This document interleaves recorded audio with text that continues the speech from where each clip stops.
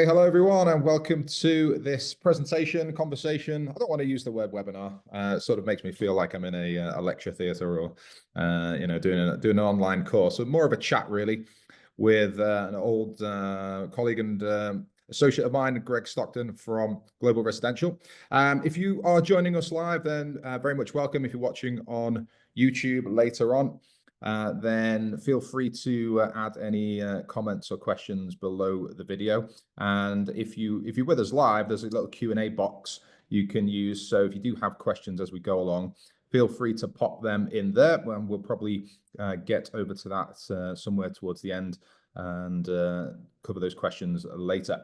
So just by way of a quick introduction, my name is Vincent Wilson. I'm the partner of Holborn Assets Saudi Arabia. And although I'm not actually in Saudi Arabia right now, I'm over in North America, actually, seeing some clients. But I'm joined today by Greg Stockton of Global Residential, who are pretty much our preferred property partner.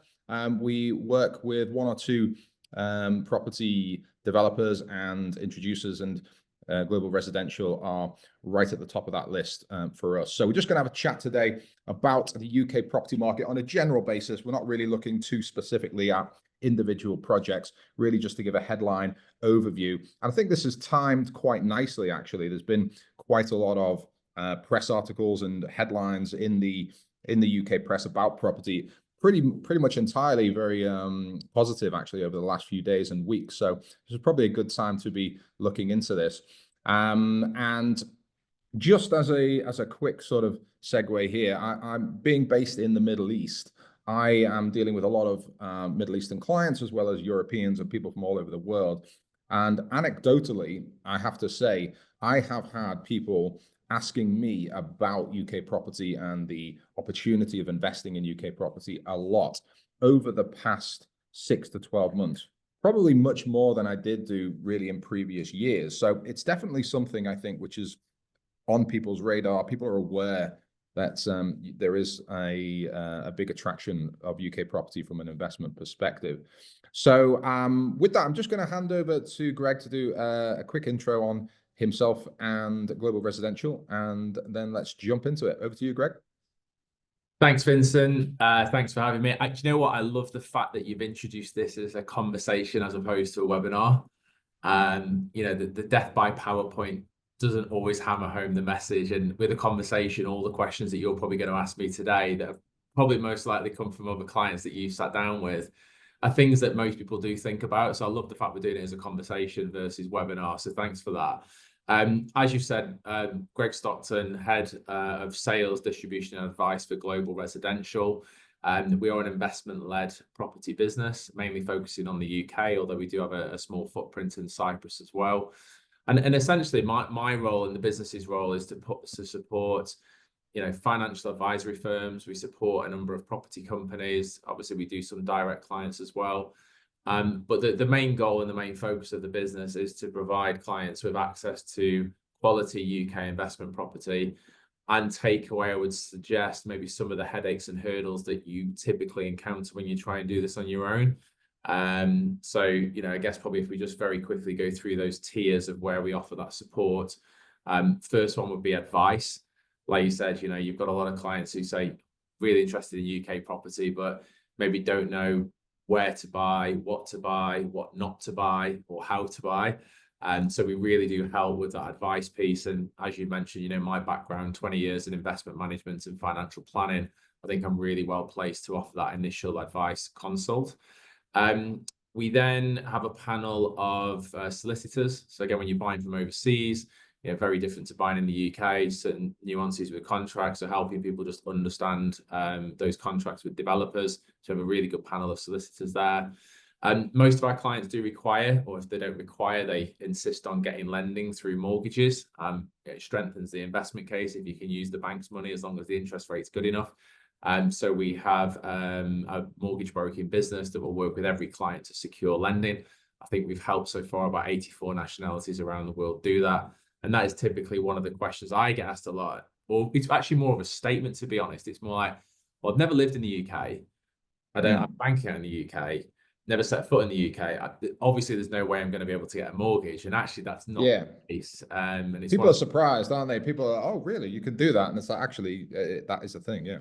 really surprised. And you know, to your point of why people are or continuing to look at the UK, having easy access or easier access to finance and lending versus some other countries makes it quite appealing to people. And then finally, the last stage, which to me is probably the most important part, often overlooked, is the lettings and the management. So, you know, you've been through all that process, you bought your property, you've waited 2 years for it to hand over if you bought off plan, you know, you finally got the keys. You know, do you want the headache and the hassle of, you know, going to market, putting it on the right move, finding the right tenant? So again, we have a lettings and management business that are based in Manchester that help the clients with all of that support, from the marketing of the property to finding the tenant, to doing a proper handover, to then dealing with any, you know, future concerns or issues that they may have. So by summarizing and wrapping all that up together, it just gives clients a very easy way to purchase property without having too much weight on their own shoulders to carry, really. Okay, that's great. And yeah, like I say, I've definitely had people knocking sort of on my door about this in the Middle East. But what is it?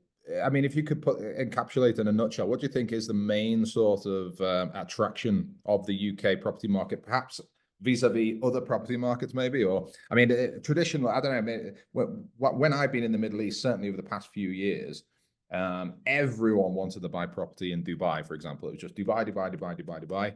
And, you know, Dubai's booming. Everyone knows that. But it does feel now that a lot of people have kind of got a little bit cautious about Dubai, feeling maybe it's sort of got a little bit too hot. Is that part of it, do you think? People are maybe looking for something a bit more reliable, a bit more predictable?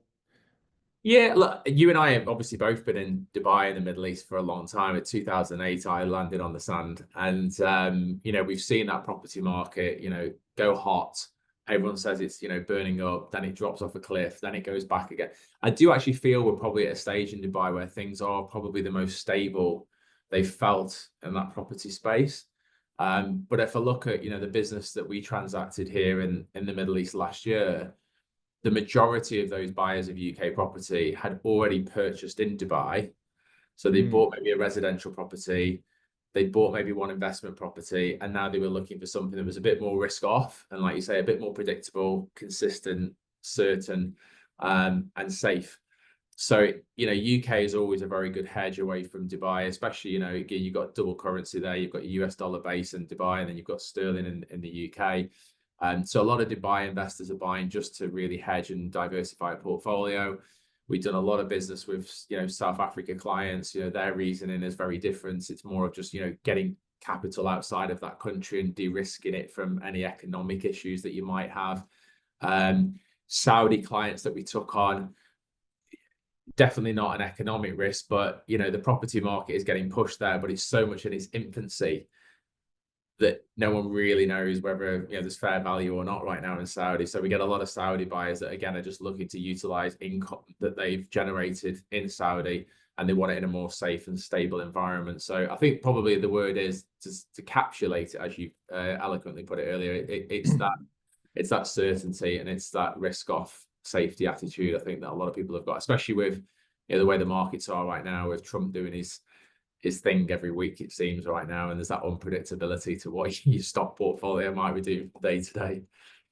Yeah, well, it's funny you mentioned Trump, actually, because I was just doing sort of like a little bit of research for this conversation that we're having today, and this article popped up on BBC, which I thought was quite interesting. I don't know if that's just coming up on your screen there now. Yeah. But UK mortgage lenders cut rates after Trump tariffs, which I thought was quite interesting, because everyone loves to hate Donald Trump, you know, for different reasons. He's not the most popular guy in the world, is he? But apparently now, if you're looking to get a mortgage in the UK, you can thank Trump for upsetting the global apple cart, and the you know, UK mortgage rates might be coming down partly because of that. I'm not too sure, but let's talk a little bit about rates, actually, and lending. How does it work for you guys in terms of organizing the lending? What's the sort of lending criteria? What's the deposit required normally, that type of thing? So, I mean, you're right, sort of what you picked up on interest rates. To be fair, they've been coming down since the back end of 2003 when, globally interest rates went through the roof. So we have gradually seen that decrease anyway. I kind of, in a way, hope it doesn't get back to what it did previously, because I think it lured people into this false sense of security that you could borrow money for literally next to nothing, and then people over borrowed and rates went up and everyone thought, oh my God, like I'm really stuck now. So, I think a 3 or 4% rate would probably suit the market personally.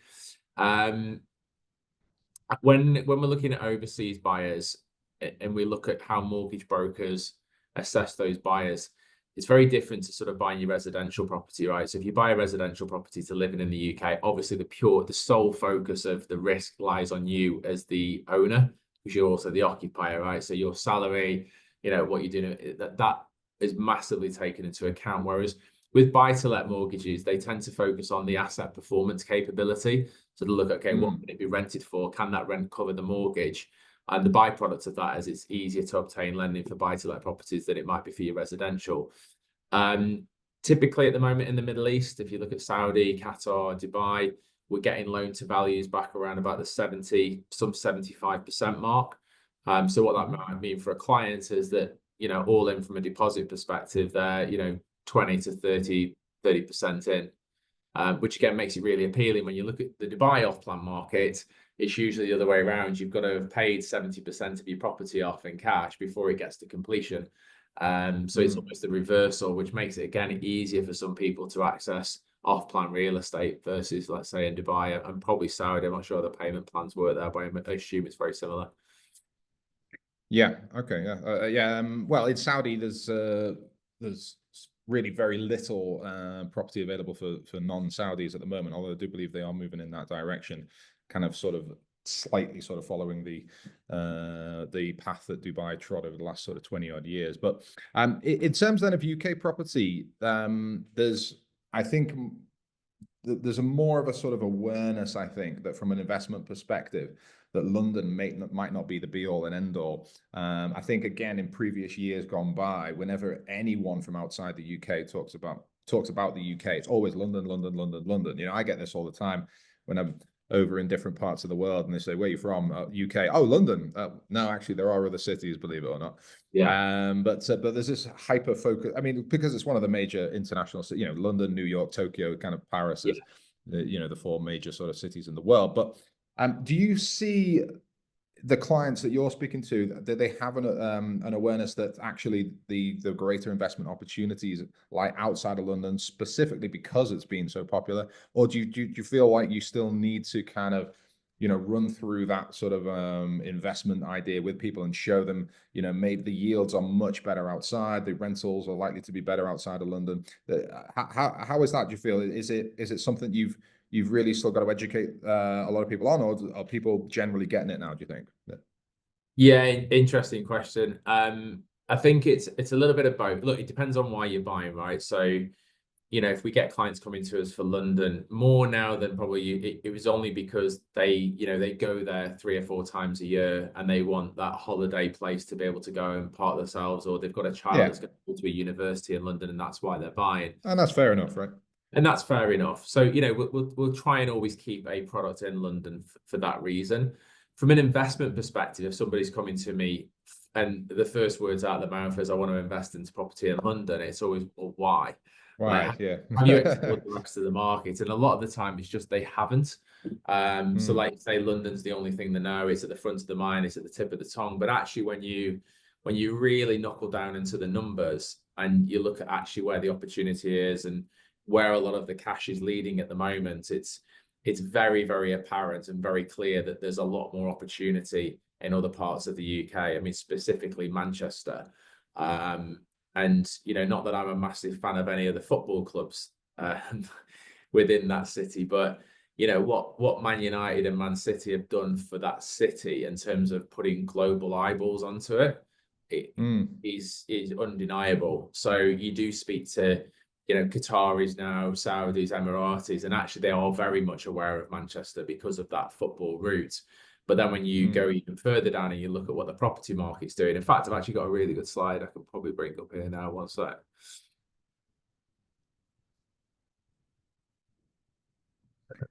I think Man United are trying their best to unwind some of that reputation, but They're doing a stellar Yeah. job of it, aren't they? So, if you look at that there, and this is the sort of market predictions from now almost until the end of 2029, and this was a Savills report, but if you look at the JLL report, CBRE, Knight Frank, it's all very similar, bar, 0.% here and there. And it's Yeah. very interesting from a UK perspective, really, really bullish. And again, we talk about PR pieces. I don't necessarily think the UK government is doing a great PR job at the moment, but from a property standpoint, it's all very bullish. So, average wise, UK property is looking about a 23% capital increase between now and the next 5 years. But then, I would call myself a property specialist to some degree. You'd call yourself an investment specialist, but I don't think you need to be any one of those to look at that graph and go, okay, well, if I had £500,000 right now and I'm looking for really good capital upside, where wouldn't I invest and where would I invest? You wouldn't be invested in London because it's tipped to be the lowest performing city or the lowest performing region in the whole of the UK. Whereas the Northwest, and obviously the biggest driver for that is Manchester, is tipped to double that growth. So, you just have a 30% growth looking at Manchester. And then when you drill even further down into Manchester and you look at, okay, well, what are the regeneration areas? Who are the big developers? What access to stock do I have? Then that story becomes even more powerful. But any of those top three, Northwest, Northeast, Yorkshire and the Humber. I mean, Yorkshire and the Humber is a great investment area because you've got so many sort of cities to capture. You've got Leeds, you've got York, you've got Halifax, you've got lots of different opportunity to invest at various different price points. So for us and for the clients, we're trying to make sure we get good projects in those top tier locations, because ultimately we're numbers led. We want to make sure that in 5 to 10 years, clients have got the best bang for the buck and they've got the best return. Yeah, exactly. I think anecdotally, I've had clients come to me and say, right, I've got £1 million. I want to buy 2 properties in London. And, exactly the same conversation. I was like, okay, why? Well, one of them I want to, go and visit and use the holiday home. The other one I want to rent out. Okay, well, why do you want the other one in London? Well, because I like London. Yeah, but do you want to make money or do you want to have, what's if it's an investment, let's look elsewhere, because it's not even just the capital appreciation, of course. I think the yield is going to be significantly greater. I think that last slide was purely capital appreciation, was it? Yeah, pure capital and yields. And, you look at London, you really struggle to sort of break that 3-4%, mainly due to price points. And there's only so much you can charge on rent before it gets obscene, right? Whereas in Manchester, you're still being able to get 6% rental yield out of properties of that kind of value of 400, 450, which is really strong and compelling for anybody looking for just return on investment. And I think that's the key thing. My first question to anybody in a meeting is, have you come to the meeting with a real idea of where you want to buy and you're completely committed to that location? Or have you come to the meeting with, I've got a set amount of capital and I just want the best return possible. I don't really care where it is in terms of location. Because that's right. really what it should be about when it comes to investing, right? It's just about the numbers and performance. Yeah, absolutely. I think property, more than any other asset class, is a very sort of emotional thing, right? Because people associate it with their home, and it's like an Englishman's home is his castle type scenario. But I think once you've got the home or the holiday home, really the rest of it, you really should be thinking about maximizing capital and therefore sort of thinking a bit more outside of the box. But some people can't quite make that emotional disconnect because they're so tied to the sort of the glamour of London, I suppose, in some ways, which is interesting. Look, like I said, you'll always get people that just want to buy London and they won't look anywhere else, and that's fine. It's personal preference. So then it's about, well, if you're going to invest in London, what are you going to invest into? Where's the best location? For me, for a lot of our clients that we've taken on board, is Canary Wharf. When you look at the tick boxes in terms of location, proximity to the likes of Soho, Paddington, and Central, now you've got that Elizabeth line. You're literally within 15 minutes direct. You haven't got to mess around changing trains. So that makes it really appealing now from a location standpoint. From a tenancy pool perspective, you've got every single big bank and investment house right on your doorstep. And those kind of professionals will pay top dollar for rent, and they want that amenity-driven lifestyle. So again, you've got an ever-existing tenant pool. And you've got multinational businesses always keeping those price points solid and strong. And then with the project that we've got in Canary Wharf, it's very much amenity focused, 63rd floor bar, restaurant, plunge pools, gyms, screening rooms, you know, you name it. And that's where the lifestyle is right now. And the good thing with Canary Wharf, your price point is actually still palatable, where, you know, you're paying 800, 900, 950 for a 2-bed, you know, versus doing that in Soho where you're paying almost close to 2 million quid, if not a bit Yeah. more. And you've also got London City Airport is the most unbelievably convenient airport, you know, as opposed to sort of Heathrow and Gatwick. I don't know. I've only ever flown out of it once, but I was shocked at how sort of central it really is, how sort of close to the city it really is. But Yeah. that is super convenient as well for Canary Wharf. But even with Heathrow now, you can get on that Elizabeth line from Canary Wharf and stay on it all the way to Heathrow now without changing at all. All right, okay, that's not too bad. How long does that take? That must be a good hour or so. Yeah, I don't think it's that long, but it's straight through. You go straight through Tottenham Court Road, carry on going straight through Paddington and straight to Heathrow. All right, okay, that's not too bad then. And what about the you know, the off-plan markets versus sort of buying something that's sort of ready, build, and complete? What do you guys kind of specialize in? Where do you feel like it presents more opportunity there? I'd say being investment led, I'd say we do specialize in more the off-plan market where we see there's a better opportunity for upside on growth. But then, you know, when we're building investment portfolios for people, not everyone's just focused on capital. You know, we get some clients who are approaching retirement or they've just got into retirement, and actually the capital upside is not as important as the yield. You know, they want to buy cash, they want something that's complete, they want to get a tenant in there and start getting, you know, 6, 7, 8% income per month per year. So we'll always try and adopt an approach where we'll cover both bases. However, with completed stock, I'll always try and encourage clients to buy something that's just close to completion or just completed, because that way you've still got the 10-year warranty that comes with a typical off-plan build when it gets handed over. You've usually got some shiny amenities in there, which again, an older completed building might not have. You're not going to find any nasty surprises, like, the amount of people I've spoke to that I've gone and bought completed property because it looked like a good deal on Rightmove.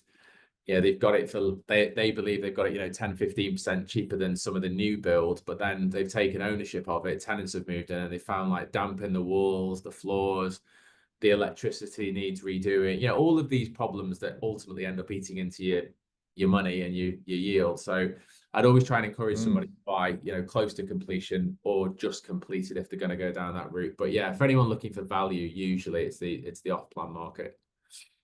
Okay, fair enough. And just touching there, what you said there on the issues, potential issues, and the kind of management of property. I think from a, you know, generally speaking, everyone likes the idea of having a property portfolio, building a property portfolio, but perhaps maybe don't realize how much work is involved with, you know, the management side of it, you know, getting tenants in and managing those tenants, or, you know, any issues that are in the building, getting that looked after. And if you have a full-time job and you don't live in that country or city, that can become extremely difficult. Tell us a little bit about how the lettings and management side of your business works, and how clients can kind of use that. Yeah, so we have a letting management business called Global Lettings. They're based in Spinningfields in Manchester. So essentially from that point of property being ready, they are the go-to. So they take the baton in the relay race, so to speak, and then they deal with everything. So they'll have a consult with the client to find out, first of all, you know, what rental they're expecting from the property. They obviously know what we've presented when we've sold that property in terms of those numbers, which is why we like to keep it in-house, because they remain aligned with those numbers as opposed to just getting anybody in there for any kind of rent. They'll also offer the advice to the tenant whether they might require it furnished or unfurnished. And they'll usually have that data because about a month or two before handover, they'll have gone to market with the property. They'll have got a consensus to whether most people are domestically moving with their own furniture, or maybe they're moving from overseas and they require it furnished. So they'll offer that advice as well. And then post that, they'll go and vet the tenants. They'll deal with handing over the keys. If it does require furnishing, they can help do, you know, with furniture packs and go in there and get that all set up and ready. Then they'll collect the rents every month or every 12 months if they're doing annual payments, and then they'll distribute that to the client. The client gets any issues or the tenant gets any issues, again, they're calling the lettings and management company, not the landlord. And again, the same thing on the short-term lets as well. You know, if you want to run the Airbnb, Booking.com model, whilst Global Lettings don't necessarily manage that themselves directly, they have an outsourced partner that they work with to make sure that part of the business model is secure as well.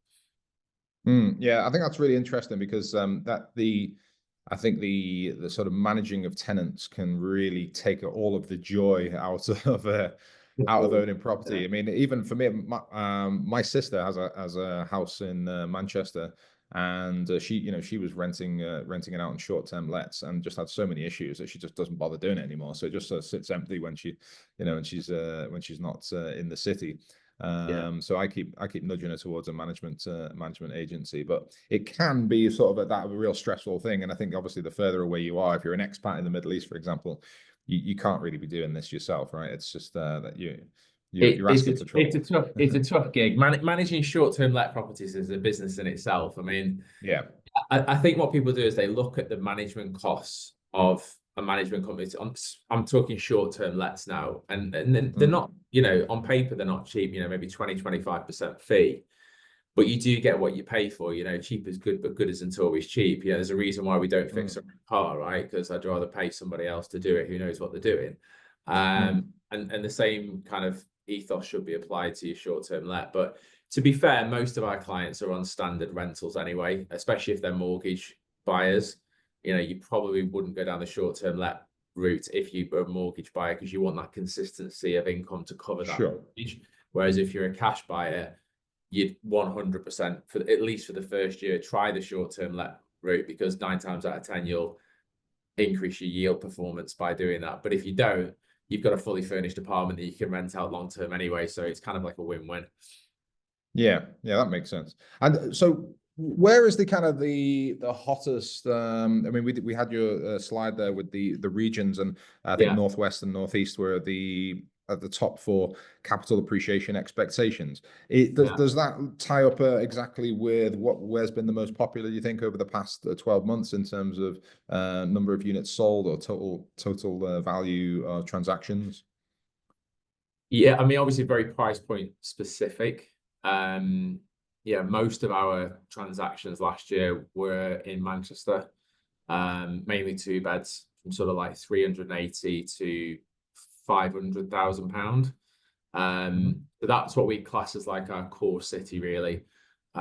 If we get clients that maybe can't reach to the Manchester level, we look at Leeds as another hotspot. You know, very, very similar story to Manchester in terms of its growth. Or if we're looking at like more of an entry level product, we had a project in Halifax, which was a conversion, now hands over in October this year. And then we've just recently launched a project in Hull. So we tend to keep sort of 3 tiers when it comes to property. We'll have that entry level project, 100 grand to maybe like 180.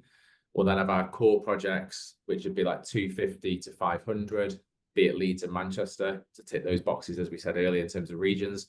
And then, as I mentioned, we'll always keep something in London. Not really for me as an investment product, but more as a, look, I want to have London and I'm not looking anywhere else type of opportunity and option. Okay. And in terms of the developers, then how does that work with your relationship with them? Are you, do you use a specific set of developers and builders for the projects that you work with, or just based on sort of historical preference? Yeah, so we'll try and get as close to the developers as possible. Obviously, once you build a good relationship with a developer and you sell a number of units within their projects, they want to work with you again. And if you've had a good experience, you'll work with them. Our CEO Paul and investment manager Dominic, they are based in the UK, so those are the guys that do a lot of the heavy lifting when it comes to due diligence. They'll go and meet those developers. They'll go and see the sites. They'll look at the financial balance sheets, and based on that, we'll take projects on board. One of the hardest projects to actually sign off on to take on board is that entry level stock. You can go to Manchester and there's the likes of Cellboy and Reniker and FEC and all of the big boys, and you can get involved with them and sell products, and it's all very safe and secure. But 100 to 180 grand, not a lot of developers want to play in that space, and there's a lot of lower end developers that do play in that space, right? And there's a lot of stock on the market at that price point. So you've got to be ultra careful as a buyer. Good bit of advice for anybody listening of what you access at that price range. I mean, I'm from Stoke-on-Trent, as you know, so I'm not going to I'm not going to diss Stoke too bad, right? But I would never buy a property there with the hope that I'm ever going to make any money on it. Like I'll make a good rental yield, probably like 7 or 8%, and I'll be able to buy something in that 1 to 150, 160 category. But when I come to sell it, the upside for capital is going to be so minimum because there's no investment going into that city. It's actually a city in decline. So when we do take on projects, we like conversion projects at entry level because your biggest cost for a developer is the actual build. Whereas if you've got a conversion, all of that work and cost is taken out. We like a developer that's had at least 10 years worth of development experience within the UK delivering projects. And the other prerequisite is locations where there's lots of regeneration, either been signed off or about to be signed off, because obviously whenever there's regeneration going on in any city or town or area of a city, yeah, it's always going to push price points up. And Ancoats in Manchester is a great example of that. Liverpool docks, that kind of waterside area is another great example. Whenever there's that regen, it's always going to push prices up. So we stick to that criteria for entry level. And by doing that, we've not launched a massive amount, but what we've launched has been very successful. Okay, that's good info. It's good to know. And yeah, it's critical info, I think, for people to take into account before they're going to make a decision. It's just on a fundamental level. Over the past kind of 6 to 12 months, especially kind of around the election time, the UK economy was there were certainly some question marks around it anyway. I think when Keir Starmer came in, I've never known an incoming prime minister to be so depressive, and he was constantly in the news saying, "Oh, things are going to get worse and worse before they get better. We have to be prepared for this." And it was just awful listening to him. He's the most depressing guy. But despite all of that, we see sort of just yesterday, headlines in the Independent that the UK property market surged to a record high. So, despite that sort of perception of some sort of doom and gloom in the UK, the property market just seems to be going from strength to strength. So, if Keir Starmer's depression wasn't able to knock the market, it does feel like there's an inbuilt sort of resilience there. What is it you think that gives the UK that? And if it's not going to have a problem from sort of Keir Starmer talking it down, then it looks like it's pretty much bulletproof. Yeah, look, I mean, if fundamentally, I agree with you. Keir Starmer has definitely not done a great PR job for the UK, and I just can't stand listening to the guy myself. But from a property standpoint, he's not the first person we've ever had in power where you've gone, oh God, what's he doing now? What are we doing as an economy? But property's always stood the test of time. Largely due to there's such a chronic undersupply versus the demand. So at the moment, if you look at the data, there's about a 4 million home shortfall in the UK. And obviously we're an island, right? So there's only a finite amount of space we've got to build. So, you look at the government's initiatives for property and they're like, we want to be building 350 to 400,000 homes a year. I mean, they're never going to do that because they haven't got the labor to do it, quite frankly. So you've just always got this supply and demand issue.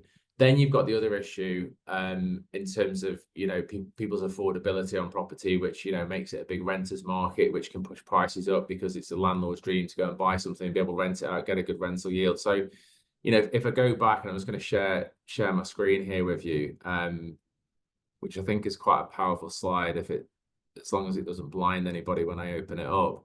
But you can see that there, and you and I have been in the investment market for a number of years. We often see a lot of multi-asset managers come with this kind of chart where it shows all the different asset classes you can invest into within the UK. For me, obviously, I'm only looking at the grey box, which is UK property, and this is just pricing. And this goes back to 1972 to 2021, but obviously we've got the 22, 23, 24 data. And if you're watching, or if you're in a meeting with a client next week and there's only one thing you remember about UK property in terms of pricing, in the the last 50 odd years, so this is definitely not the worst position economically the UK's ever been in. But 45 years out of 53, UK's had positive growth when it comes to property pricing. So only 8 years out of that 53 has it ever been negative. But even when it's been negative, or if you can see where it's been at the bottom of the asset classes, it's still never been a train smash.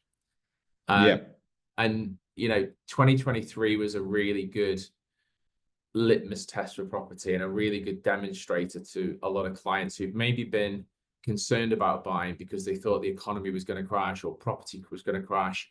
And the UK media did a phenomenal job at downplaying UK property. Every tabloid you opened was doom and gloom. Interest rates are at 7-8%. Property markets finished.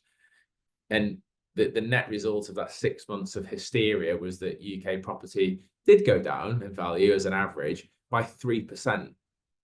You know, Yeah. I mean, you and I have been managing people's money for 20 plus years. Like, if you've got a stock portfolio, and if at the worst economic time you could go back to a client and go, you're only down 3%, you'd look like a hero. Yeah.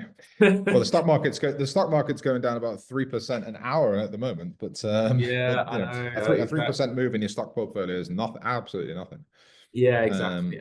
And look, obviously it does rebound quicker than property. I get that as well, but you know, not everybody likes the turbulent nature or the roller coaster ride of a stock portfolio, even though, you know, Sure. we know that over the long term it's probably going to outperform. But actually, when you factor in rental yields as well as capital growth, it's very, very difficult to beat UK real estate as part of a stabilizing part of your portfolio, in my opinion.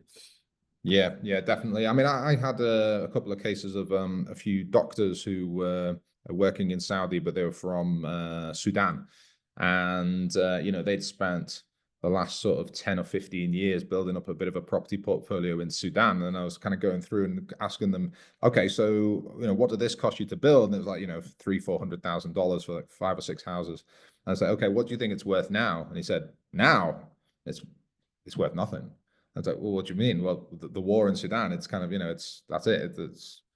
I can't even go back to that place. It's just, it's worth zero. And I thought, wow, that's, you know, that's such a shocking thing to hear. And that guy was specifically asking me for UK property for, you know, for this reason. He just wants something that he knows is going to be nice and stable, nice and secure. You know, doesn't have any war risk or that type of thing. So yeah, it's you know, as safe as bricks and mortar, I think springs to mind as the sort of you know, the saying in the UK. I think we're probably going to wrap it up there. It's just a nice short, sharp chat, really, just to summarize the UK market. We just do have one or two questions in the question box here, so we'll just quickly have a look at those. One question here about yields in the Northwest. How good can the yields get in the Northwest and the Northeast? I'm not sure. I don't think we covered that exactly, but maybe just a recap on that. Yeah, I mean, how good can they get? I mean, at the moment, you're looking around about 5.5-6%, typically as a gross number. And then obviously, once you factor in service charges, lettings and managing, you're probably netting out around about 4.5. If you go lower end, sort of maybe like we've got a project in Hull, entry point for that property is like 120 to 150. Rental yields there will be probably closer to sort of 7.5-8%.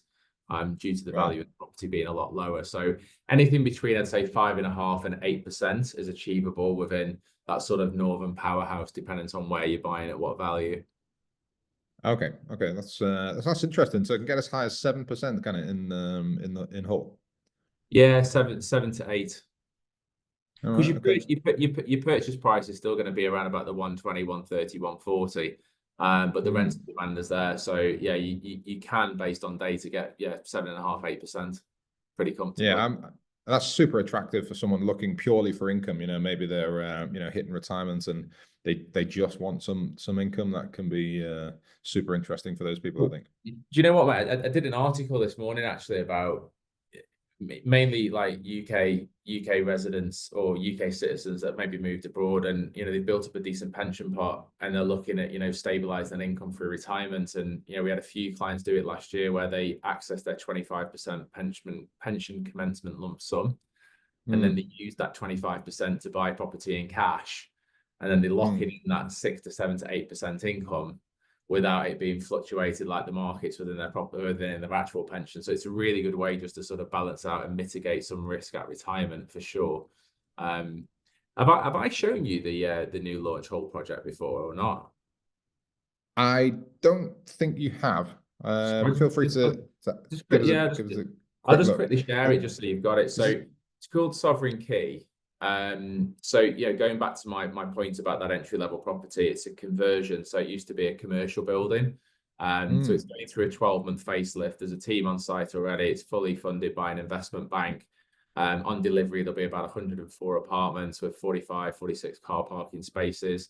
You're literally a 2-minute walk to train station, 5 to 10-minute walk into city centre, 15-minute walk to the marina. So you're very, very centrally located. It's about 5 minutes away from where they just signed off a massive regen project for 15 years to deliver a certain number of houses, but it's a multi-million-pound scheme. So again, clients have got access to this from one bed's 120 to 150, 60,000. It's 4 2-beds there, and projection 8% rental yield, and it completes in March of next year. So that's a really nice one that most investors can access with 20% deposit to secure a unit. You're talking like 24,000 to £25,000, 30 grand, and you've secured a UK property. So that's a really nice entry level project. And then back to your point of people wanting something that completes and that cash and that income. If you've got more capital, Vista River Gardens in Manchester, this completes the back end of this year in December. That's a 10% down payment. Those 2 beds are like 410 to 500 grand. A lot of amenities in there. Obviously, it's a very different product to the whole product. You've got indoor cinemas, outdoor screening rooms, wellness decks, spinning rooms, gyms. There's a dog spa, private dining, like co-working space, like podcast studios, like everything you can think of is there. But again, that would suit everybody. Go on. Everyone does. To be fair, having a dog spa is critically important when looking for a property, of course. Apparently in Manchester, a lot of the people have these little dogs, and it's important. It blew my mind, but all of those amenities are controlled on an app, and that's really the way Manchester is going. So those 2 projects are probably a great example of somebody that's wanting to come in at entry level, no amenities, but just wants bricks and mortar, core and shell, rent, very good rental yield with cash. Or somebody that's looking, for something a bit more spectacular, grade A, premium quality, and that's where you're looking for Manchester. Yeah, I think it just that perfectly encapsulates how sort of Manchester is becoming that sort of international type city, right? So you wouldn't find your dog spa in Hull, but your international influencer who's relocated to Manchester may be needing that with their podcast studio. So that's quite interesting. It's exactly where that market's going. I mean, as I said, we've got the data because obviously we've got a lettings business there, and pre-COVID, as long as you had an apartment that had a door, 4 walls, and a couple of windows, you were renting it out for whatever you wanted. Whereas post-COVID now, every person or a very high percentage of potential tenants, the first question they ask is there a gym in the building? Is there any co-working space? Is there any greens? And you've not got a lot of that stock in Manchester, so that's kind of becoming the new wave. So sometimes people say to me, well, I found this 2-bed in Manchester. It's priced at like 300, 280 grand. I'm like, yeah, but there's no amenities in there. So by all means, go and buy it. You will get a tenant in there, but you won't be able to demand as much rent as where the market's going. And when you come to sell it, there'll be so much amenity-driven stock there, you're going to really struggle.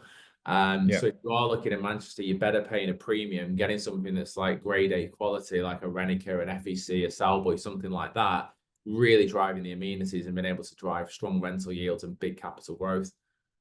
Yeah, it's a bit like what you said about Canary Wharf, really, where there's so much going on in Manchester in terms of the relocation of businesses and industries from London. Obviously, the BBC went there years ago, didn't they? But there's a whole lot more going there with financial services, with there's like a tech hub and production, TV production, all this type of thing. So the demand. Of the FTSE 100 companies now, Vincent.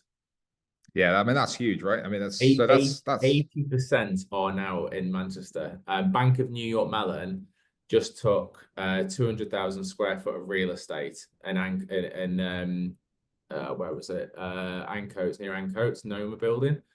That's the biggest commercial deal done outside of London in the last like 7 or 8 years. And 13% of people that left London last year moved to Manchester. So you can just clearly see this drive where like the high net worths are going and where the big businesses are going. So prime opportunity to grab something of decent quality now, I think. Yeah, because you've got the UK as a whole, you've got this huge gap between supply and demand, which just forces property prices up regardless of the economic conditions. But then Manchester, again, is probably sort of a hyper-focused version of that. So it's kind of interesting. Well, the ceilings keep getting broken. That's the thing, and that's what's exciting about it. Like, you know, we've got 2 projects there right now. We've got Vista River Gardens with Renica, and then we've got the big regeneration project in Red Bank with FEC Forest Consortium Group. And you know, price per square foot there is around about 480 to 560 per square. And then you've just had like Nobu, you know, Nobu, like Robert De Niro and Nobu and Salboy, you know, they're going to do a branded residence of Nobu this year, probably launch it in terms of sales, and it might be complete within maybe 2 or 3 years. I don't know the detail yet, but yeah, there's rumors that the price point there is going to be starting at £950 a square. Oof. And people will buy it like they did with the Yeah. W residences last year. So these ceilings keep getting broken. So if you can buy anything right now that's really amenity driven, you know, 480, even like, you know, between that 480 and 600 grand, snap it up, because in 5 years time that'll look super cheap. Yeah, absolutely. Okay, great. Well, I think we'll probably wrap it up there for today. That was really interesting, and I'm sure with this type of sector, with the UK property and how kind of hot it is, there's always going to be new projects and new things to talk about. But like I say, the headlines recently have been really super strong, super positive, despite what Keir Starmer says. So we'll ignore him. But for anyone who's watching this on YouTube, like I say, feel free to drop a comment or question into the comment section below. We'll get back to every single person that has a question. And if you'd like to reach out and have a chat or a meeting, obviously feel free to do that, and we can schedule a time between myself and Greg one way or another. So we'll wrap it up there. So thanks very much for that, Greg, and we'll see you very soon, no doubt.